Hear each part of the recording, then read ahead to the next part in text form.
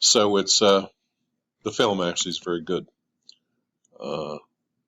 recounting everything that happened. Okay. Oh, hold on here, folks.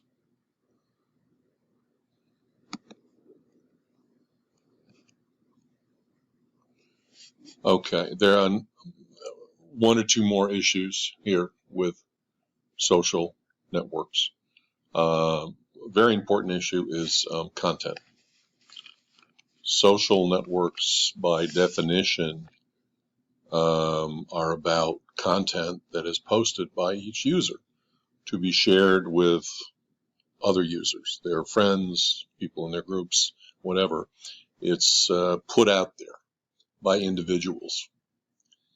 And originally, it basically has no filter.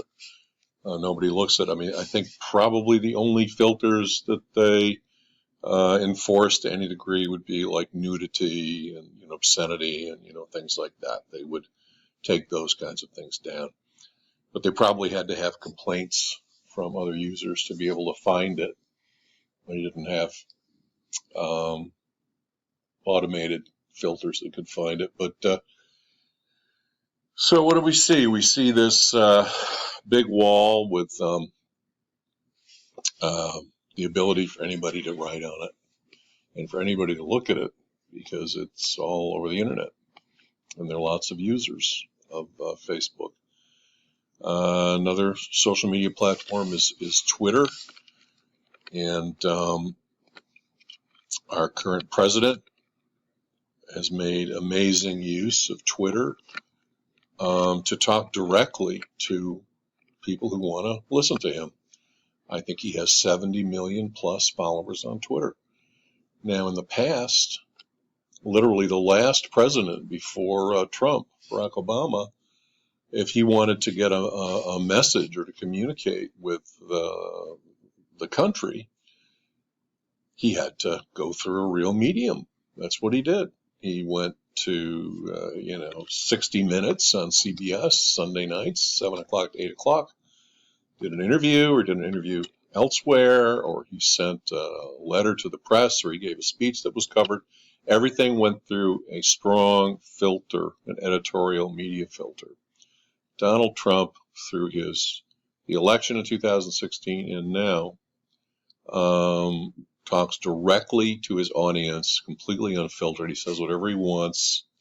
It can be the truth. It cannot be the truth. It can be designed to get people worked up and angry or not. And there's no filtering, and it's allowed. So there's never been anything like the power of Twitter and Facebook and these other social networks for people to put up whatever they want and reach lots and lots of people with messaging, and messaging that in some situations can be dangerous and malevolent. We have white supremacists, for instance, groups who have used social media. I know you guys are aware of situations, both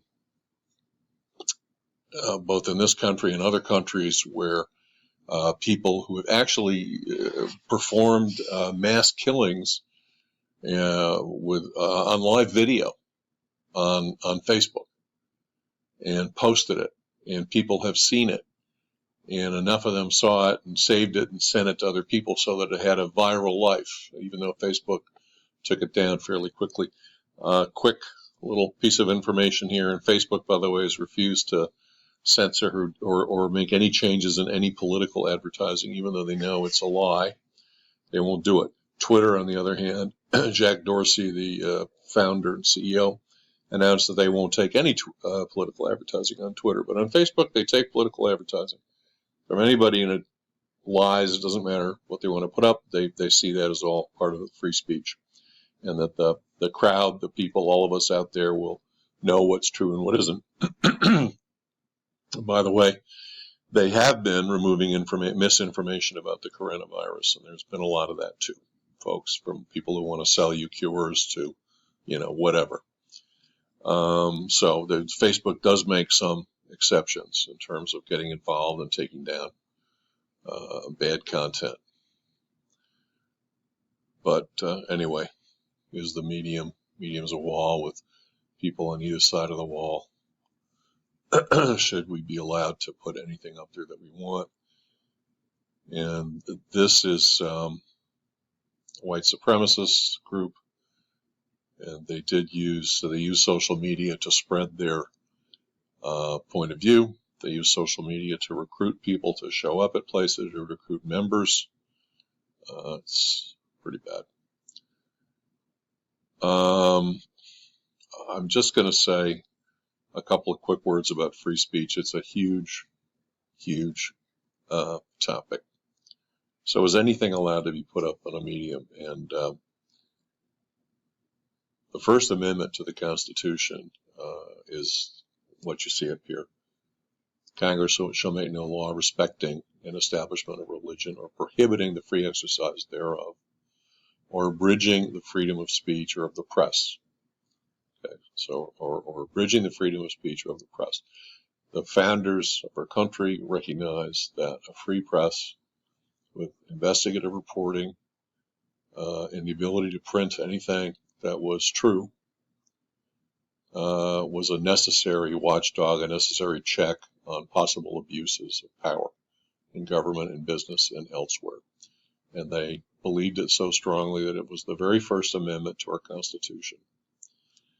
Now, free speech and the ability to say anything in the First Amendment, it's not very defined what you can say and what you can't say.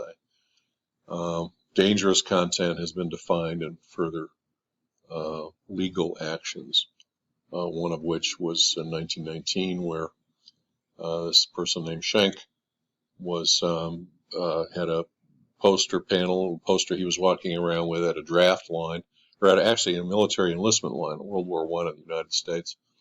This guy Schenck was trying to convince men who were signing up to enlist in the armed forces to go overseas to fight World War I, trying to convince them not to go. The war was a bad idea, and he had a sign that said that. And it was a Supreme Court case.